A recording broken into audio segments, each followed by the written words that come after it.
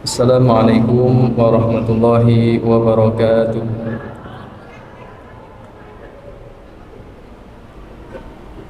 Alhamdulillahi rabbil alamin. Wassalatu wassalamu ala khatamin nabiyyin wa sayyidil mursalin, al-mab'uthi rahmatan lil alamin, sayyidina wa maulana Muhammadin wa ala alihi wa sahbihi ajma'in. Subhanaka la ilma lana illa ma 'allamtana innaka antal alimul hakim. Rabbi ighfirli wa liwalidayya warhamhuma kama rabbayani shaghira wa ba'du.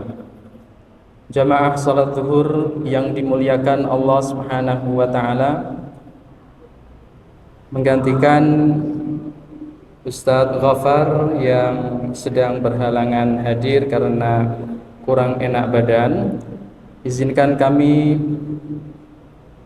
menyampaikan sebuah hadis baginda Rasulullah sallallahu alaihi wasallam berkaitan dengan kewajiban seorang muslim untuk berusaha menjemput rizki Allah Subhanahu wa taala selain bertawakal kepada Zat yang Maha Pemberi rizki. Dari hadis ini kita akan melihat sebuah kisah inspiratif dari seorang Imam Malik dan Imam Syafi'i radhiyallahu anhuma berkaitan dengan berusaha bekerja atau menjemput rizki. An Umar bin Al-Khattab radhiyallahu anhu anin Nabi sallallahu alaihi wasallam annahu qala.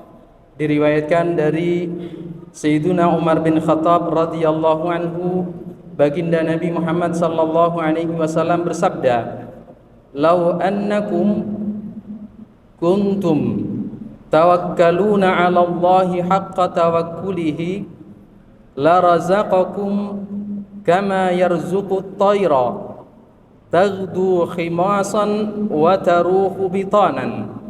Hadis sahih diriwayatkan Imam Tirmidzi, Imam Ibnu Majah dan Imam Ahmad rahimahumullahu ta'ala.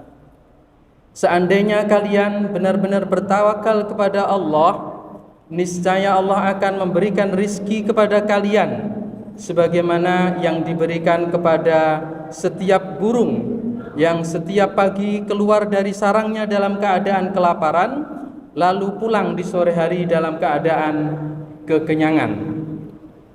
Hadis ini kemudian menginspirasi Imam Malik dan Imam Syafi'i sedikit berselisih atau berbeda pendapat tentang kewajiban bekerja atau menjemput rizki dan kewajiban bertawakal kepada Allah Subhanahu wa ta'ala. Imam Malik, guru Imam Syafi'i sendiri, dalam kisah ini kita akan belajar bagaimana seorang guru memuliakan muridnya dan bagaimana seorang murid menghormati gurunya. Imam Malik berkata kepada Imam Syafi'i, sesungguhnya rizki itu datang tanpa sebab. Cukup dengan bertawakal kepada Allah, niscaya Allah akan memberikan rizki. Lakukan bagianmu, lalu biarkan Tuhan yang mengurus sisanya, kata Imam Malik. Imam Syafi'i pun kemudian bertanya, berdasarkan hadis baginda Rasulullah yang kita simak tadi, jika seekor burung tidak keluar dari sangkarnya, bagaimana mungkin ia akan mendapatkan rizki yang disediakan Allah tersebut? Guru dan murid tetap bersikukuh dengan pendapat masing-masing, teguh dengan pendapatnya, hingga kemudian suatu saat Imam Syafi'i pergi keluar izin dari majelis Imam Malik, berjalan-jalan dan kemudian melihat sekelompok petani sedang memanen buah anggur. Kemudian Imam Syafi'i membantu mereka memanen buah anggur tersebut. Setelah pekerjaannya selesai, Imam Syafi'i menerima imbalan berupa beberapa ikat anggur.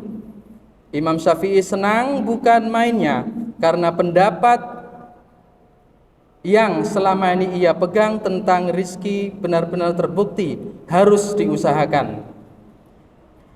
Akhirnya Imam Syafi'i mendapatkan bagian upah berupa anggur.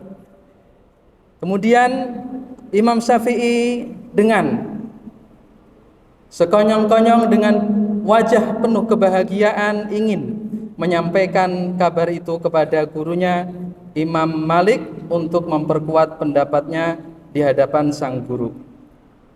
Ia bergegas menemui sang guru Imam Malik, kemudian meletakkan semua anggur yang ia dapat di hadapan sang guru dan bercerita, lalu sedikit mengeraskan bahasanya di hadapan Imam Malik. Jika saya tidak keluar dari gubuk dan melakukan bantuan atau membantu orang-orang petani itu memanen anggur, tentu aku tidak akan mendapatkan bagian anggur ini. Imam Syafi'i bercerita dan Imam Malik pun tersenyum menanggapi, menyimak cerita Imam Syafi'i. Imam Malik dipersilahkan mencicipi anggur tersebut. Kemudian setelah selesai, keduanya kembali berdiskusi. Imam Malik mengatakan dengan bahasa yang sangat lembut, hari ini saya tidak keluar kemana-mana, hanya mengambil pekerjaan sebagai guru mengajar, dan sedikit berpikir alangkah baiknya jika di hari yang panas ini saya bisa menikmati anggur. Tiba-tiba engkau datang membawakanku anggur itu, dan inilah wujud dari pendapatku tentang tawakal kepada Allah Subhanahu wa ta'ala.